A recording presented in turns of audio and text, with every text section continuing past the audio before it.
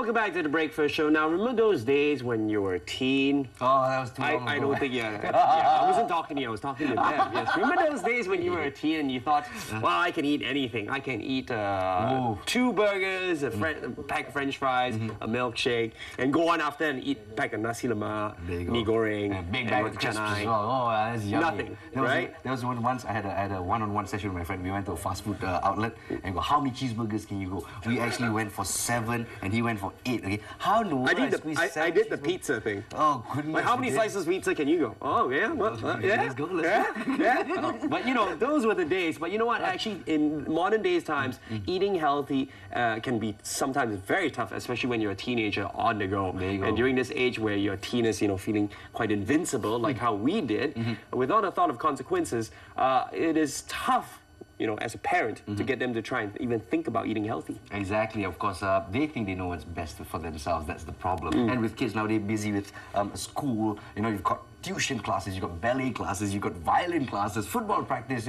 Healthy food is not always high on the priority list. And for many teens, you've got a pack of crisps, a Ramly burger, soft drink. Oh, that's it. That's enough to fill up the tummy. It's enough said, bro. Okay. Anyway, on our third week of Wellness Guru session, we have our expert here, Mr. Wong Eugene, to shed some light on this quandary when it comes to teenagers and cultivating good habits on eating. So, welcome back. Welcome. Thanks, Eugene. It's good to be here, guys. Very good. Good morning. Course, you remember your years as a teenager, yeah? Were you aware of nutritional needs even at a young age? Actually, at that time, most of us are actually in a blur.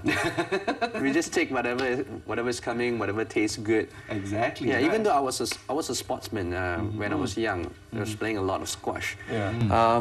There wasn't actually a lot of information I can get. And now, looking back in those days, wow, we ate terribly. Exactly, and the thing is, it's a continuing trend, especially when parents don't put enough emphasis on it. So what is the single most important tip for a parent?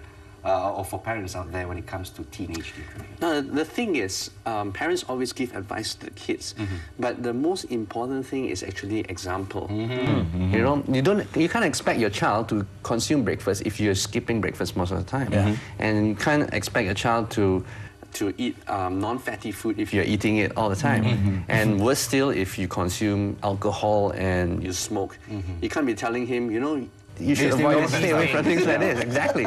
So example is probably the most important thing.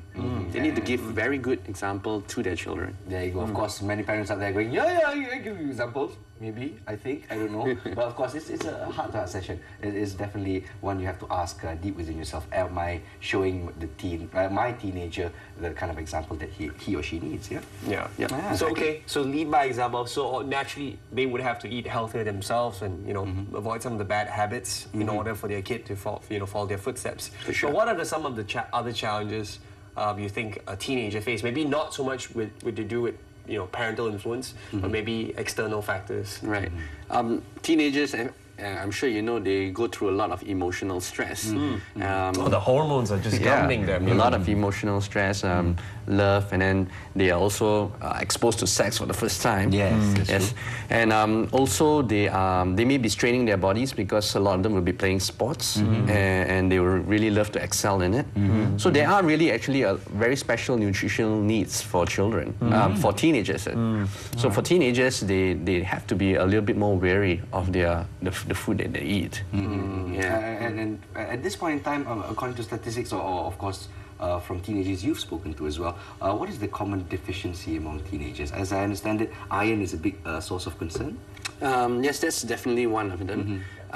It depends whether it's for the boys or for the girls. It's a little bit different. And it depends on which kind of areas of problems you have. An example would be for a common one would be acne. A lot of kids, that's the age where that's the age where they're most concerned about their looks, and it is popping out everywhere. That's true. So one of the main deficiencies in that would be essential fatty acids, the omega-3s. Omega-3s. Found in fish.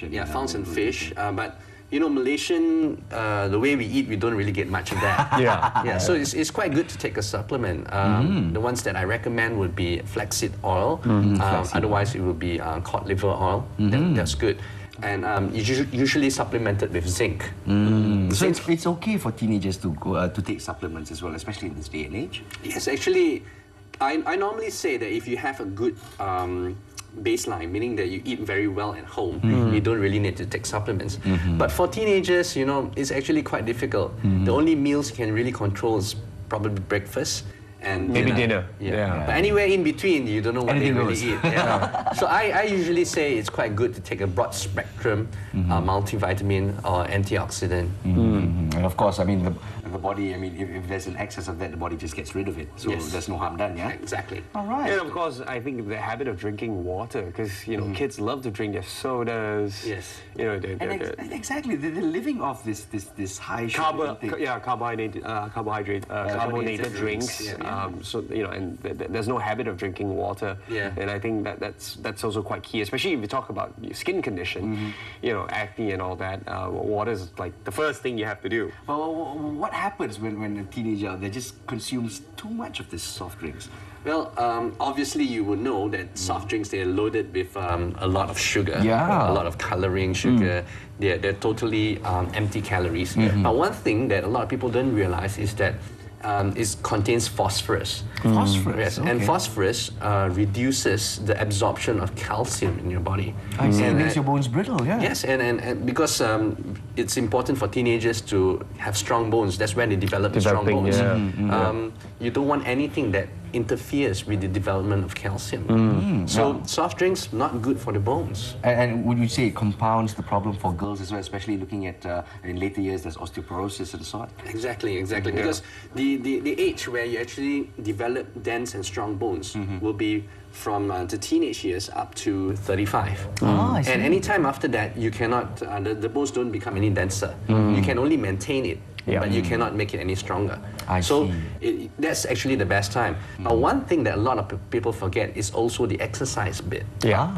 Because you need weight-bearing exercise to develop that strong bones. So of course, for parents out there, we'd like to encourage you to ask your teenage sons and daughters to get off from the front of the TV or stop playing that console games and go out there and get some sun and maybe some sports as well. Okay, we're looking at the fact that obesity is a problem here in Malaysia, you know? And of course, heart disease is also a major killer here, the number one killer in Malaysia. Does it start from the teenage years? Obesity, definitely. The way we are eating now is just horrible. It's laden, our food's laden generally with a lot of fat, a lot of sugar. And these two are actually, not only do they increase the calories in your body and increase the fats in your body, but they are also anti-nutrients. Anti-nutrients meaning that the type of fat that we eat actually stops the absorption of certain types of minerals in the body. So it's like a double-edged sword. You're getting fatter, and you are also stopping the absorption of very important nutrients for development. So that's one of the major problems. I see. Well, okay, we talk about lifestyle diseases such as obesity and heart disease, but here's another one. Many teens nowadays are not as tough as they used to be. I remember, you know, being sick and still going to school, playing football and so on. But nowadays, I do see teenagers going, I'm always sniffling, or I've always got a cold, or I've got phlegm, you know.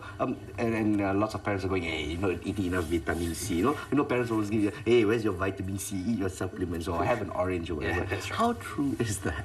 Vitamin C, actually, it's been shown that vitamin C does not help in terms of the frequency of colds that you have, but it helps in terms of severity. So I have a recipe. I want to share with Eugene's people. cold treatment, okay. Yeah. So basically, if it's a very severe cold, day one you take 1,000 milligrams of vitamin C every hour. Oh, okay. Every hour until the saturation point. Saturation point meaning that you start having loose stools. I see. So what happens is that the vitamin C absorbs water into the intestines and having loose stools. So that's where you stop. I see. And then day two, take the vitamin C every 2 hours Until saturation until point. saturation point again.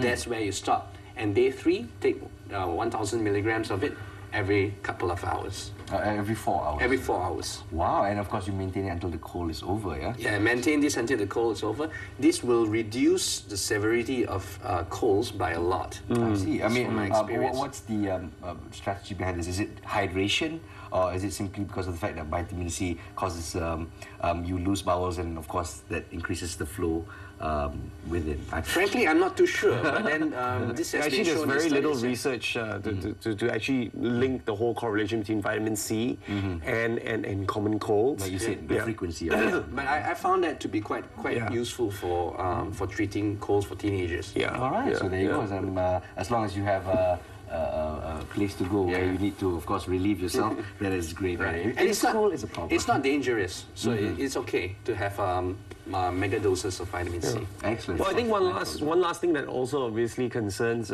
teenagers, of course, you know, they're stressed by a lot of homework and schoolwork, and they need to focus. So maybe you can recommend some foods that can allow them to stay focused, you know, at the tuitions or doing homework or exams, or even in classes. Yeah, in classes. What can allow them to, you know, stay relatively? Actually, the most important thing in terms of that is to have a balanced meal. Balanced meal spaced out throughout the day. Too often, what happens with teenagers is they have very big meals, and then they don't eat for a long time. So that spikes up the blood sugar and brings it down again. And because it's going up and down, your energy levels will be going up and down. And that actually decreases your concentration. So what you like to do is to have many multi-meals throughout the day. So like probably 5 meals if you can. Wow. 3 main meals and maybe 2 snacks, not really like 5 meals. So that will balance out your energy levels, and that will actually help them concentrate a lot more. There you go. That's a very educational bit of advice, especially for parents out there who are constantly going, 1 minute my teenager is bouncing off the wall, the other minute he's just comatose and doesn't want to wake up. I know parents out there going, yeah, that's my teenager, that's my teenager. Exactly. Maybe we'll cover one last question though. I mean, it is the case, especially among girls, which is crash diets, you know, and sometimes it leads to extreme conditions such as anorexia and bulimia, where they start trying to keep themselves. So any advice for parents on that? The most important thing for parents to know is that crash diets don't usually work. And the reason for that is because when they crash diet and they don't usually exercise, a crash diet, they will also lose the muscle mass, and your metabolism will actually slow down.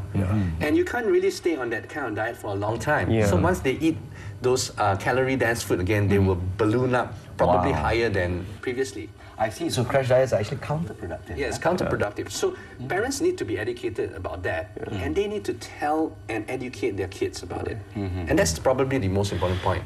Otherwise, they'll be just going yo-yo up and down. Yeah, and the first step, I think, with situations like that, with regards to what you were asking about, is also to first take notice or take an interest in your kids' you know, eating habits. Exactly. I think that it starts from there. Once you take interest, if you notice something's wrong, you know, why is my daughter getting so thin?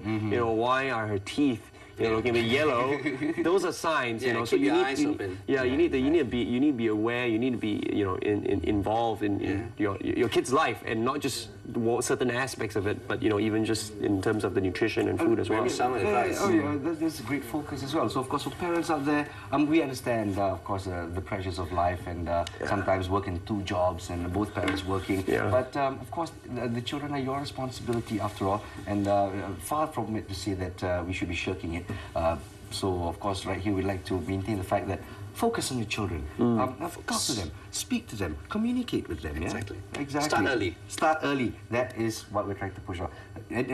Good nutrition starts during your younger years, and it pushes on during your teenage years. It doesn't stop right there. Exactly. Eugene, thank you so again, much. I'm going to stock up on vitamin C, that's for sure. Much appreciated. Great advice from a very experienced and knowledgeable man here. So we will hopefully see you soon again on the show.